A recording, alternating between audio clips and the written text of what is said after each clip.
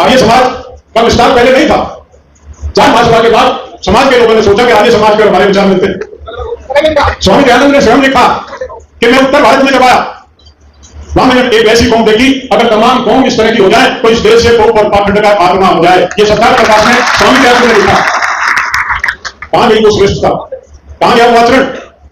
आर्य समाज जो है वो स्वामी दयानंद की वजह से नहीं है, चौधरी पृथ्वी सिंह बेगम की वजह से है, और उन जैसे हजारों उपदेशकों की वजह से है जिन्होंने गांव गांव में जाकर कुर्सियों के खिलाफ डंका बजाया। आर्य समाज की नीतियों को लोगों के घर में छू जड़ उतार दिया, वो खत्म हो गया। मुझे 2 लाइन में बहुत अच्छा बोलता हूं। चौधरी पृथ्वी सिंह बेगम का एक भजन है कि बिम्बंगे व्यापारी को देश से कितने लोग कुर्बान हुए। बहादुर शाह जफर ने जब खाप से मदद मांगी, खाप ने 22,000 मल, हर खाप ने, हमारे हर खाप के मल होते थे, खाप ने 22,000 मल दिए, जिसमें से 8,000 मल वो दिल्ली की सुरक्षा में शहीद हुए थे, जिनका कहीं किसी पुस्तक में नाम नहीं। वो हमारे परिवार के लोग थे, यानी इसी क्षेत्र के लोग थे। ना नशा था, ना दहेज था, ना कुरीति थी, हर तरह से हमारा श्रेष्ठ समाज था, उसमें भी वो काम कर रहे थे। आज तो समाज इतिहास की बात हो गया। आज वो ताकतें जो हम पे कभी हाथ नहीं डाल पाई, हम कोप और पाखंड के खिलाफ रहे हमेशा। हमने कोप और पाखंड को अपने पास नहीं आने दिया। हमारा भगवान हमारा काम था। हम कर्मयोगी थे। काम तो आज ऐसा हो गया, 1 किले का किसान भी 1 बिहारी रखता, वो छोड़ दिया हमने। अगर बिहार के लोग ना हो तो ये खेती गुड़ है इसमें, क्योंकि नई पीढ़ी दूर होगी उससे। और वो बुरी थी, वो शराब, वो नशा, वो देश जैसी बीमारी जो कोड है समाज का, वो हमारे समाज में घुस गया। किस समाज की बात कर रहे हैं? हमारे गांव में, हमारे किसी गांव में मंदिर नहीं होता था। भूमिया हुई, उस पे अपने हाथ जोड़े और बारात चढ़ा दी कर लाए, और एक बहू लेके आए तो वहां धोख मार ली और आगे चल दिया। भूमि पूजन करके खेड़ा बसाया जाता था, वही हमारे आराध्य थे। या हमारे बिरादरी के कोई तपस्वी बिरादरी में हुए, उनकी मान्यता थी हमारे। पिछले 50 साल से शुरू हुआ और आज तो हमने स्पीड पकड़ ली है। एक गांव में 4-4 मंदिर हैं, बोला उस मोहल्ले में तो हम भी बनाएंगे। पर्ची कट रही है, क्या करेगा कोई? क्यों बनाएगा? पैसा हम लगाएंगे और वहां धंधा कोई और करेगा। ऐसा मूर्ख समाज है क्या कोई? लाखों करोड़ों रुपए लगा के बड़े बड़े भवन मंदिर कंपटीशन में बना रहे हैं, और एक ऐसे आदमी को लाके बैठा देते हैं जो आपकी औरतों को कंटिन्यूअस ठगी करता, उनसे जल चढ़वा के उनकी मुक्ति कराता, उनके जो काम सिद्ध करता, उनके धागे बांध के खेल करता। ये हमारा चरित्र थोड़ी था, बताया होगा सहदेव सिंह जी ने आपको। जाट महासभा के बाद आर्य समाज का विस्तार पहले नहीं था। जाट महासभा के बाद समाज के लोगों ने सोचा कि आर्य समाज के और हमारे विचार मिलते हैं। स्वामी दयानंद ने स्वयं लिखा कि मैं उत्तर भारत में जब आया, वहां मैंने एक वैसी कौम देखी, अगर तमाम कौम इस तरह की हो जाए तो इस देश से कोप और पाखंड का खात्मा हो जाए। ये सत्याग्रह प्रकाश ने स्वामी दयानंद ने लिखा। कहां गई वो श्रेष्ठता, कहां गया वो आचरण? आज जितने ढोंग, जितने पाखंड हैं, आज हम नतमस्तक होकर खड़े उन पाखंडियों के धर्म से। मेरी पीढ़ी और मेरी पीढ़ी से मेरे बच्चों तक तो मुझे पता किसी की जन्मपत्री नहीं थी। आज जो है रिश्ता करने जाते लड़की का, क्या लिखा जन्मपत्री मिलाएंगे, जाट जन्मपत्री मिला रहे। अरे तेरी दादी की जन्मपत्री थी, तेरी माँ की थी, उनको दिक्कत नहीं हुई तो ये क्या दिक्कत है? अब क्यों घबरा रहा है तू भाई? नहीं, सारा कोप और पाखंड समाज। मैं ये बात इसलिए कह रहा हूं कि हमारा एजेंडा है मास का। हम कहां जा रहे हैं हमारे बच्चों को पता ही नहीं है। ये नौजवान आज आए हैं, मैं बधाई देता हूं, आज इन्होंने रुचि ली है और ये सारा काम इनके लिए हो रहा है, क्योंकि आगे इनको चलना है। सबका कन्फर्म टिकट है और हमारा सफर तो आगे जा रहा, लेकिन इनको करना और इनको बता के नहीं जाओगे तो ये दिशा भ्रमित होंगे और बदमाश इनको रोक लेंगे। क्या कहां जा रहे हैं? हम अपना चरित्र खो रहे हैं।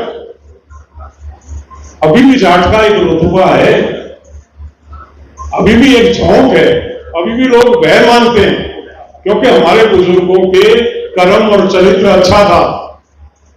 लेकिन जिस दिशा में हमारे बच्चे जा रहे हैं, ये उन भीड़ों में शामिल हो जाएंगे, इनको जूत मारेंगे आने वाले समय में। इनको याद बना लो अगर बचना, अगर ठीक से रहना है तो इनको बताओ हम क्या थे और कौन थे। लगे हुए हैं, मेरे खिलाफ बड़ी पंचायतें होती हैं, बेवकूफ नहीं था वो, उसने कोप और पाखंड पे अटैक किया था, उसने आईना दिखाया था। जाट कर्मवादी है, जाट का चरित्र है। आज कई कहते हैं आज सबसे बड़ा खतरा दो तरह का समाज हो गया। एक तो हमारा समाज राम राम भाई, और एक और हो गया है नया जय श्री राम। जय श्री राम वालों से बच्चों को बचा लो ना, फंसोगे।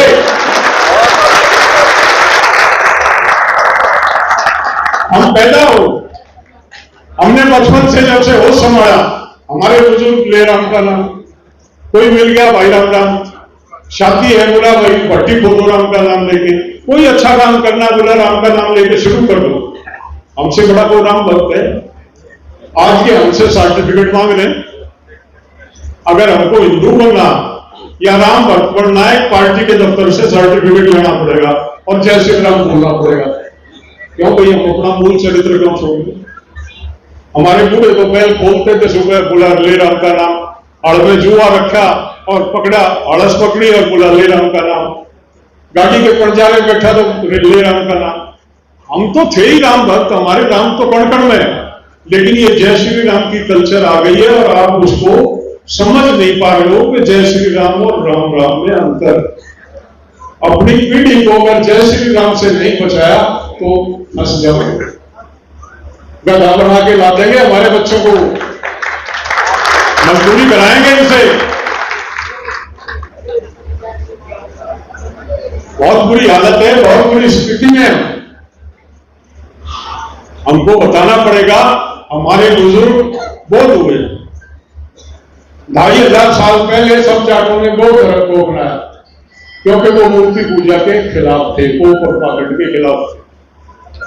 7वीं शताब्दी में एक माउंट आबू पे यज्ञ हुआ, पाखंडियों ने एक षड्यंत्र करके कुछ बदमाशों को इकट्ठा करके मारकाट की, हमारे 2 लाख जाटों को मारा गया उस टाइम। 2 लाख आदमी हमारे मारे गए। भाई जिसको बात करनी बात चला जाए, यहां कोई जरूरी नहीं, किसी ने नहीं बुलाया। अगर आपको सुनना है तो बैठो और डिस्कस करना है तो जाओ। उसके बाद 7वीं शताब्दी में इस्लाम आया।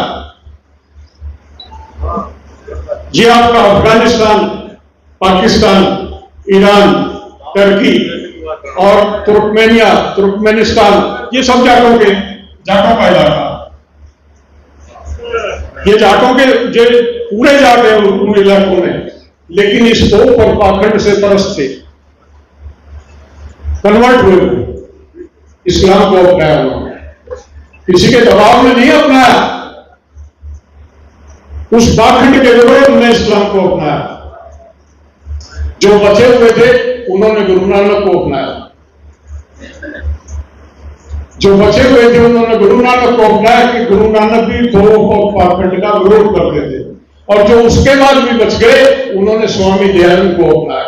जाट हमेशा रिफॉर्मर रहा, जाट हमेशा कोप और पाखंड का विरोधी रहा। तो हमको आगे बढ़ना है तो पहले तो अपनी पीढ़ियों को उस कोप और पाखंड की तरफ जो बढ़ रही है वो हम जाने से रोकने का प्रयास करना पड़ेगा। ये हमारा जाट महासभा का पहला एजेंडा।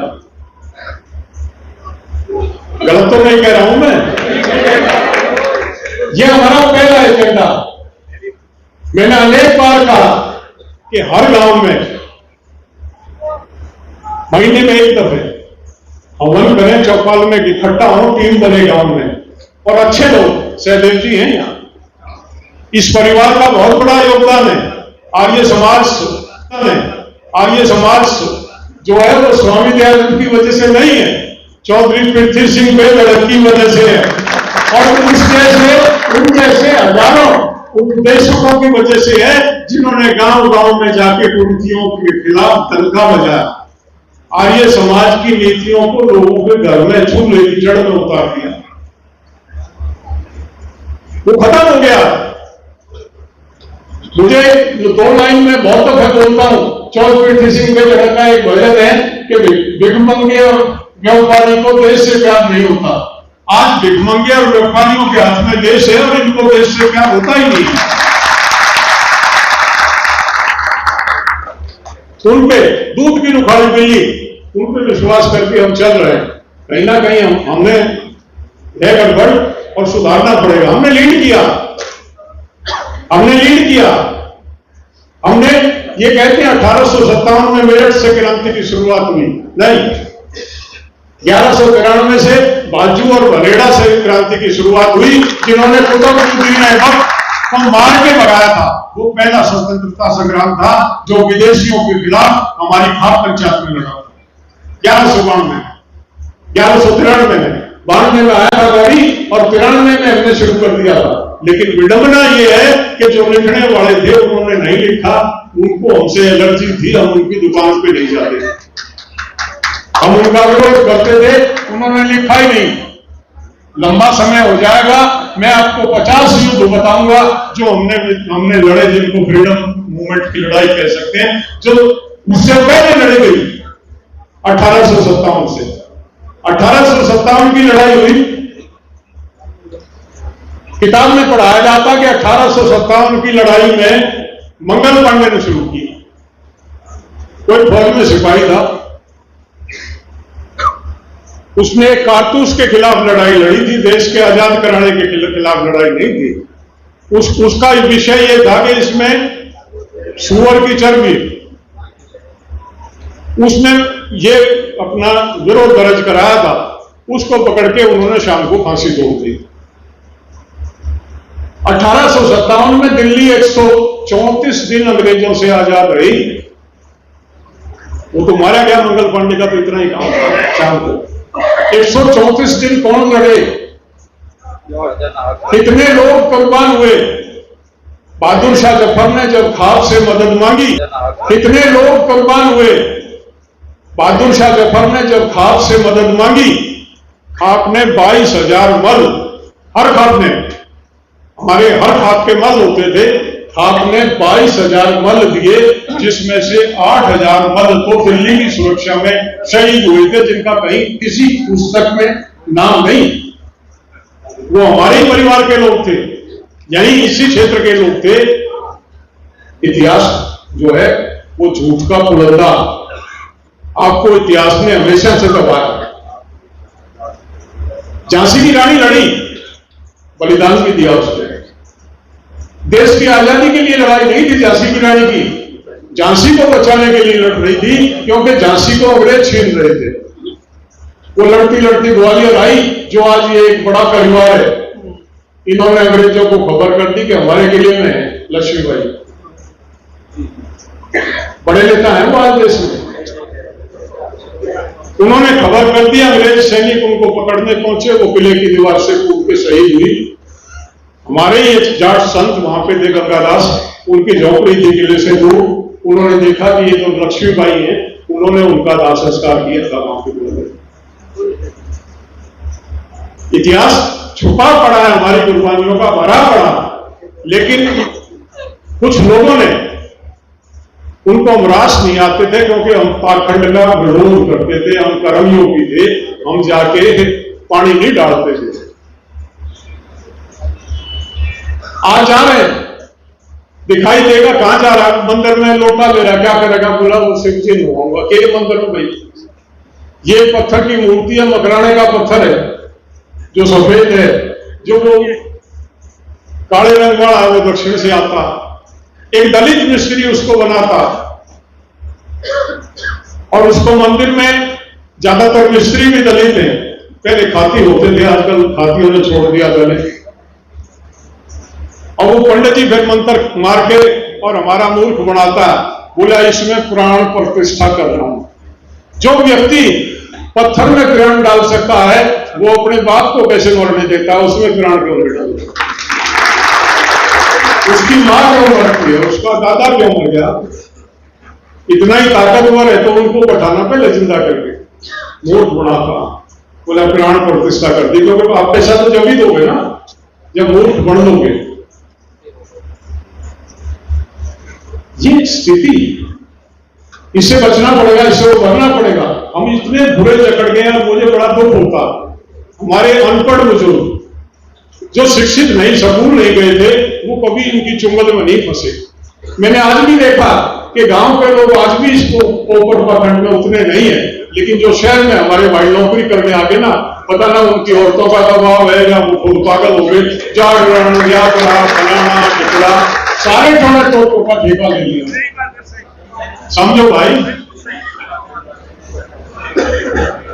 आप सोच रहे होंगे मैं बेकार की बातें छेड़ रहा हूं। मैं जाट महासभा का जनरल सेक्रेटरी होने के नाते मुझे जो दायित्व मिला, जो एजेंडा हमारे बुजुर्ग बना के गए थे, उस एजेंडे को आप तक पहुंचा दूं, वो मैं अपना काम करने का प्रयास कर रहा हूं। शिक्षा में आ जाए, जाट महासभा का दूसरा एजेंडा शिक्षा थी। अगर जाट कॉलेज बड़ौत, लखनऊ, मुजफ्फरनगर, आगरा, ये उसी टाइम बने जाट महासभा के नेतृत्व में। अगर ये कॉलेज नहीं होते तो आपके इलाके की क्या हालत होती, आप अंदाजा लगा सकते। आज जो ये क्षेत्र सम्मान की रोजी रोटी खा रहा, ये जो कॉलेज आपके यहां बने थे, उनमें जो शिक्षा मिली, उनमें जो नौकरियां लगी, और नौकरी एक पीढ़ी की लगी, फिर शिक्षा पीढ़ी दर पीढ़ी आगे बढ़ी। आज जाट महासभा के उस एजेंडे की वजह से आप लोग इस मेरठ में, इस भवन में बैठे।